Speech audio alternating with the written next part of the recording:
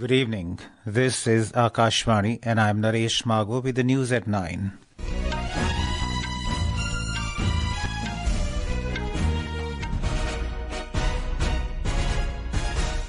The headlines. India and China decide to resume Kailash Mansarovar Yatra, agree to resume direct air services between the two countries. Prime Minister Narendra Modi speaks to US President Donald Trump over phone in first conversation since American President assumed office. Prime Minister Modi calls upon youth to actively engage in one nation, one election debate. Former Himachal Pradesh IG and 7 other police personnel awarded life imprisonment in Kotkhai custodial death case. Government launches global e-marketplace for media and entertainment industry waves Bazaar, and Indian pacer Jasprit Bumrah crowned ICC Men's Test Cricketer of the Year. Opener Smriti Mandhana wins ICC Women's ODI Cricketer of the Year. India and China today reviewed the state of bilateral relations comprehensively and agreed to take certain people-centric steps to stabilize and rebuild ties during the meeting of the Foreign Secretary-Vice Minister mechanism between India and China. Foreign Secretary Vikram Misri is on a 2-day visit to China for the meeting. The External Affairs Ministry in a statement said the two sides decided to resume the Kailash Mansarovar Yatra in the summer of 2025. The relevant mechanism will discuss the modalities for doing so as per the existing agreements. They also agreed to hold an early meeting of the India-China expert-level mechanism to discuss resumption of provision of hydrological data and other cooperation pertaining to trans-border rivers. In principle, to resume direct air services between the two countries was agreed between the two sides.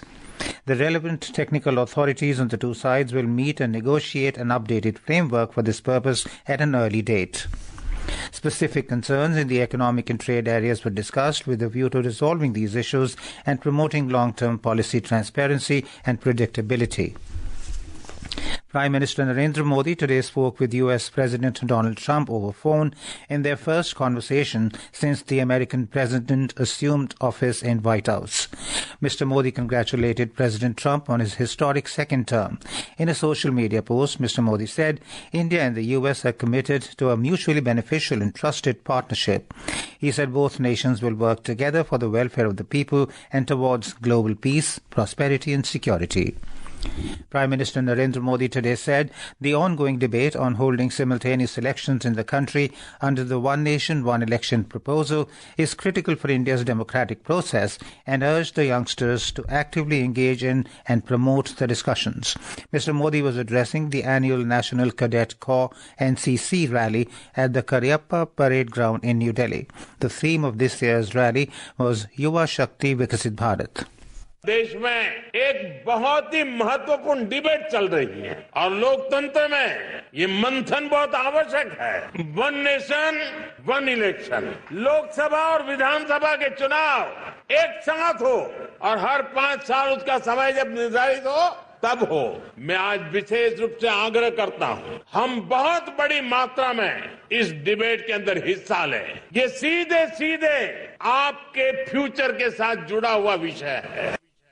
Prime Minister Modi termed the youth of the country as a force for global good and asserted that the future of the world cannot be imagined without them.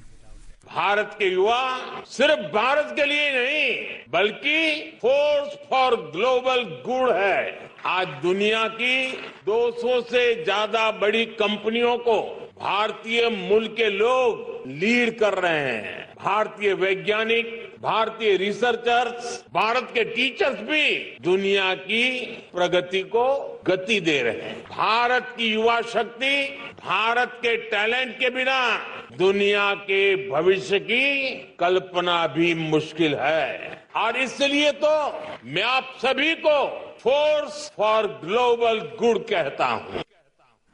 Mr. Modi said NCC has constantly inspired the youth towards nation building. During the event, a cultural program was performed by more than 800 cadets, showcasing the commitment of the NCC towards nation building.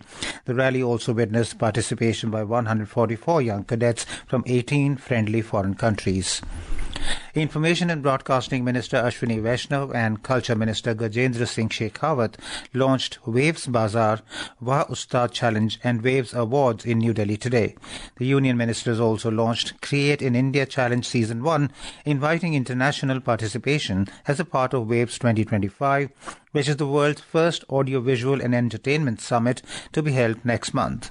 Waves Bazaar is a premier global e-marketplace for the media and entertainment industry, offering buyers and sellers a platform to connect, collaborate and grow.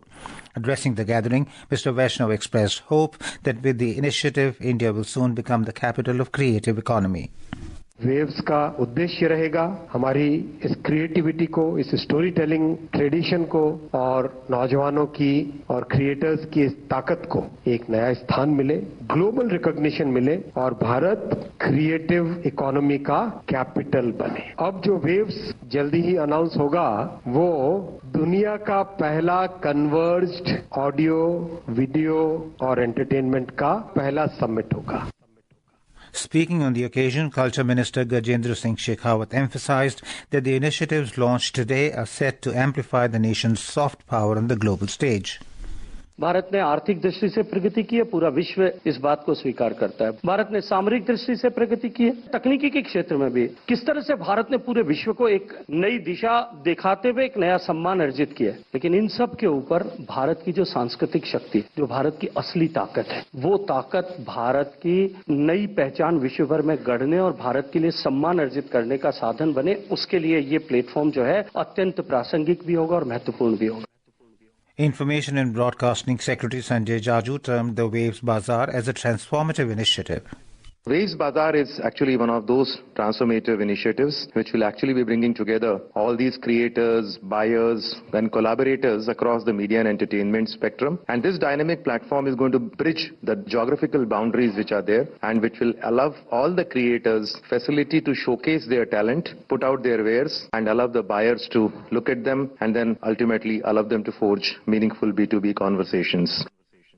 Wah Ustad is a unique classical and semi-classical talent hunt. The nominations for Waves Award will open from the 15th of February.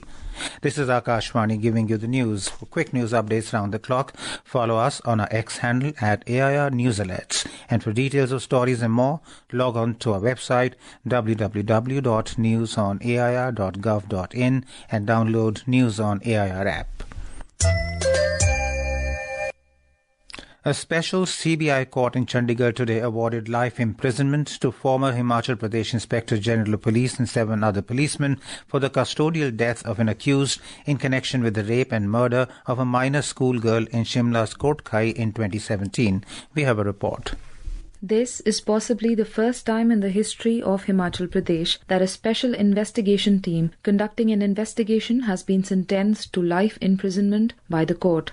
The Gudia rape and murder case, which occurred in July 2017 in Kotkhai, Shimla district, had shaken the entire state. The court found that the accused, Suraj, died due to custodial beating by the police. In light of this, the court convicted former IGP Zahoor Haider Zaidi and 8 other police officials and personnel, sentencing them to life imprisonment today. Additionally, each convict has been fined ₹1 lakh. With Rajkumari Chandel's report, this is Aparajita Nair, Akashvani News.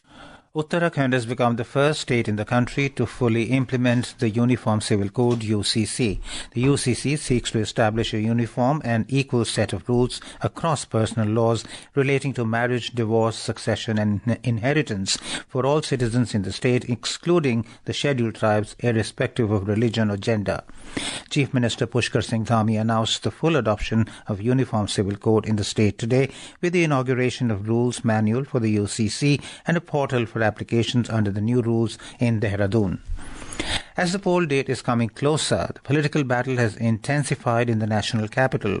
Aam Aadmi Party, BJP and Congress are trying to grab public attention by making election promises and taking a dig at each other. More from our correspondent. Aam Aadmi Party convener Arvind Kejriwal today released the manifesto of the party. BJP leader and his opponent from the New Delhi seats, Parvesh Verma, criticized Arvind Kejriwal, saying that Aam Aadmi Party only makes false promises. Echoing the same view, Congress said the people of the Delhi have already rejected the Aam Aadmi Party as it has failed to deliver on their promises. Meanwhile, political parties are doing rallies and door-to-door campaigns to woo the voters. Sakleen Akhtar for Akashvani News, Delhi. Union Finance Minister Nirmala Sitharaman is set to present the Union budget for the fiscal year 2025-26 on the 1st of next month. The upcoming budget is anticipated to unveil the government's economic priorities and fiscal strategies to deal with the pressing domestic and global challenges. In a special series ahead of the presentation of the Union budget, Akashvani News is bringing the expectations of the experts and people from the Union budget. Former Principal Scientist of Indian Agriculture Research Institute, IARI, Dr. JPS Dabas, while talking to Akashvani News, shared that the government should support the farmers in a holistic way so that they can produce good crops. We should ensure that farmers should get good quality seed of latest high-yielding varieties from public sector at a reasonable price, easily and timely. The fertilizer subsidy which is going to companies nowadays should go directly to the farmer. Secondly, the agricultural machinery today is coming under 28% GST or 18% GST. This is very high. I think tractor and farm machinery should be exempted from GST. If it is not exempted, it should be maximum 5%, not more than that. And agriculture is a priority sector, and this sector saves our country from everything. And now news from the ongoing Mahakumbh Mela in Prayagraj.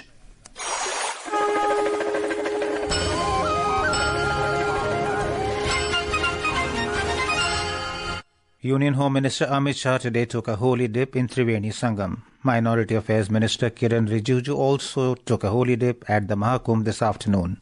Meanwhile, Railways has taken comprehensive measures to efficiently manage the crowds at railway stations in Prayagraj on the occasion of Mauni Amavasya on Wednesday.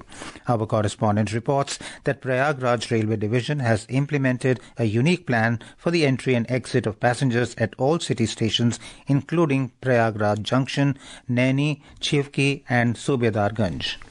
Since 25th January, around 1 crore passengers have been arriving daily for Mahakumbh. To ensure the safety and smooth movement of such a large number of devotees on Mauni Amavasya, the entry of passengers at Prayagraj Junction will be permitted only from platform number 1 and exit from platform number 6. Talking to Akashvani News, Chief Public Relations Officer, North Central Railway, Shashikant Tripathi said to manage the additional crowd pressure, a holding area for 1 lakh people have been set up at Khusro Bagh. हम लोगों ने योजना बनाई है, उसके अनुसार हम लोग अपने स्टेशन पे कुछ रिस्ट्रिक्शंस इम्पोज करते हैं। एक तो रिस्ट्रिक्शन ये है एंट्री और एग्जिट का। इसी तरह हम लोग अनरिजर्व्ड क्लास के पैसेंजर को डायरेक्ट प्लेटफॉर्म एक्सेस नहीं देंगे, बल्कि उन्हें यात्री आश्रय शेड के माध्यम से स्टेशन में प्रवेश देते हैं। ये यात्री आश्रय शेड हमारे कलर कोडेड हैं और डिफरेंट डायरेक्शन के लिए डिफरेंट कलर के यात्री आश्रय शेड बने हुए हैं। The Uttar Pradesh government is anticipating rush of around 8 to 10 crore devotees on the occasion of Mauni Amavasya. With Dipendra Kumar, Aman Yadav, Akashvani News, Prayagraj. The Embassy of India in Laos has rescued 67 Indian youth from cyber scam centers in the Golden Triangle Special Economic Zone. Ambassador of India to Laos, Prashant Agrawal, assured them of their safety and embassy's full support as a matter of highest priority for their safe return to India. In sports news, India's fast bowling spearhead Jasprit Bumrah has been named the winner of the ICC Men's Test Cricketer of the Year award for his exceptional performances in 2024. The pacer took an astonishing 71 wickets while bowling 357 overs in 13 matches at an average of 14.92 last year. On the other hand, Indian opener Smriti Mandhana has been crowned the ICC Women's ODI Cricketer of the Year for her outstanding performance in 2024. The Indian Vice-Captain Mandhana sets new career standards in ODIs, scoring more runs than ever before in a calendar year. And now, before we end the bulletin, the headlines once again. India and China decide to resume Kailash Mansarovar Yatra, agree to resume direct air services between the two countries.